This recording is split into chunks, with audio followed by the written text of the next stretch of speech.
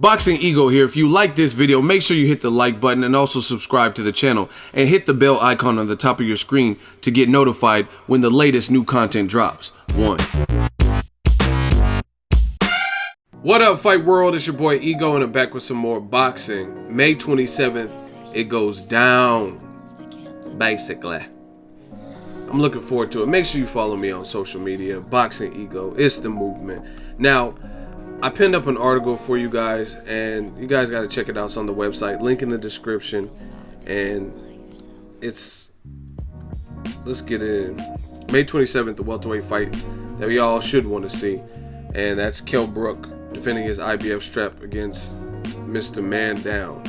Now, an interesting thing was said on HBO's The Fight Game. I told you guys, I'm not a fan of The Fight Game, the show. I think it's uber biased, and I don't watch it. You know what I mean? I have tons of other stuff to do, and HBO in general seems to have this agenda, right? I watch HBO, I have a subscription to everything. I just don't really prefer the commentary. The only person that I think is really great is Roy Jones Jr. And then when they have others like Andre Ward, but it's just super biased to me. That's just what it boils down to. Like, they seem to heavily they seem like they have one foot out and one foot in, really, when it comes to boxing, right? And they're only trying to go after the Canelo Golovkin fights and the fights like Curtis Stevens, David Lemieux. You know what I mean? What they believe is short shot action. But it doesn't always work like that, because even a fight that we all thought should and would be productive would be a fight like Canelo Alvarez, who was doing his part in his defense to push the fight, but Chavez Jr. looked super flat. So, you know what I mean? You can't predict stuff like that. Just because it looks like it'll be a war doesn't mean it will actually be a war. You know what I'm saying? Now, on that show, again, I don't watch it, but if people notify me or say, hey, check this out, then, you know, man, check it out. Max Kellerman said Errol Spence Jr., he cracks the top 10 pound-for-pound list with a Kell Brook win. And I thought that was cool because, you know what I mean, a lot of people give him Spence props. This is him in training. And it's linked right here in case you guys want to watch it, so you can watch exactly what he said. But I've quoted him verbatim. Jim Lampley asked him, he says, is this where Errol Spence Jr. makes his top 10 move? And Max Kellerman says, and I quote, yes, if he beats Kell Brook is a great gatekeeper, because to me he's so excellent that you have to be a top pound. He said, is he so excellent that you have to be a top pound for pound fighter to beat him, or is he maybe a top 10 or top 12 pound for pound fighter? If Errol Spence beats him, especially convincingly in his natural weight class, Kell Brook certainly isn't a middleweight. He's not a natural middleweight where he fought Golovkin, then yes, Errol Spence will be a top 10 pound-for-pound fighter. Now, it was extremely confusing how Max Kellerman elected to word this. And it's weird. It's a little bit disappointing because I used to watch HBO. I mean, I've always watched it because I've always been a boxing fan, but I used to watch the boxing programming, and to me, Max Kellerman had more of a level head, but in recent years, it seems like he's company man and he's like following directive. I even interviewed Kellerman before, and he knows boxing. I really feel like he does know boxing, but it really feels like he's taking orders. You know what I'm saying? Like where he's like dumbing it down for the casuals and stuff like that. And I'm just so glad and fortunate that I'm my own boss and I'm able to do things my way on my channel. And you know what I mean? I get paid through Google and YouTube, right? I don't have like one organization that covers boxing like Top Rank or Golden Boy or HBO or Showtime. You know what I mean? I don't have PBC paying my bills and stuff, so I don't have to say nothing but good things about PBC fighters or Golden Boy. You know what I'm saying? And to me, I really feel like Kellerman has knowledge, but he says some weird stuff in recent memory. Like even on this, he's talking about Canelo versus Golovkin. It should be a good fight. We all believe it should be a good fight. But they keep taking jabs at Mayweather versus Pacquiao that happened in 2015. Like Bishop said at Juice, man, get off that shit. Everything starts from now. You know what I'm saying? Like, why are we talking about Mayweather Pacquiao? One guy's retired technically unless he comes back for Conor McGregor. The other guy's fighting Jeff Horn. My name is Jeff. Right? Why are we talking about that 2 years later? Everything has to, if it was such a bad, this is how I know there's agendas in politics, because if Mayweather and Pacquiao was so bad, and as bad as you guys keep making it out to be on HBO and casuals, why are you guys talking about it 2 years later? I don't care about Mayweather Pacquiao. The fight played out exactly like I expected. I even did a prediction video that was 30 minutes long, and listen to the video. The video is still up. It played out exactly how I predicted, and Paulie Malignaggi, and there's other people who felt that way. So if it was so egregious, why are you still talking about it 2 years later? You know what I mean? I've seen tons of bad fights that didn't play up. I mean, I'm frankly done talking about Canelo and Chavez Jr. I don't really have nothing else to say about that fight. That fight was way worse than Mayweather Pacquiao. Pacquiao was at least trying on my shoulder, like, you know what I mean? He was at least trying. Chavez Jr. was just getting the dog shit beat out of him and seemed gun shy and fought nothing like he normally did. And I'm already over it.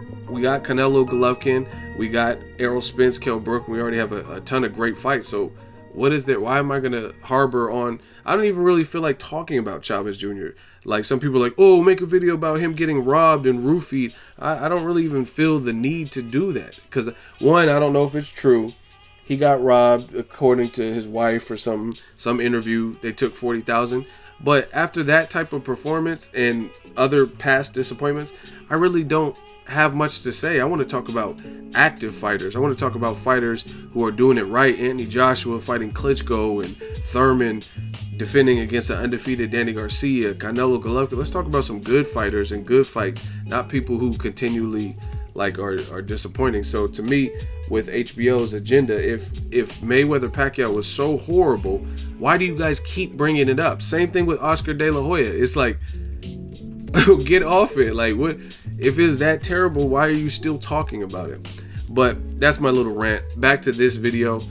Like I said, Max Kellerman, I do think he's knowledgeable when it comes to boxing, but I do feel like he's dumbing it down. And it's sad because it reminds me of rap, right? There's a lot of rappers, and let's say they came up in the golden era of hip hop, right? Like the 90s and the early 2000s and stuff like that. And then they have a flow, and they can actually flow. And then you see them all of a sudden try to keep up with the times. You see them completely kind of sell out, and they're doing this mumble rap stuff, and it's really not their style. You know what I'm saying? Like, at one point, I heard, I'm not even lying, I love Jadakiss. D-Block, I don't want to sound mad, I feel marvelous. I love Jada, right? But at one point, I literally heard him on a song, and it was like, I don't remember the song or whatever.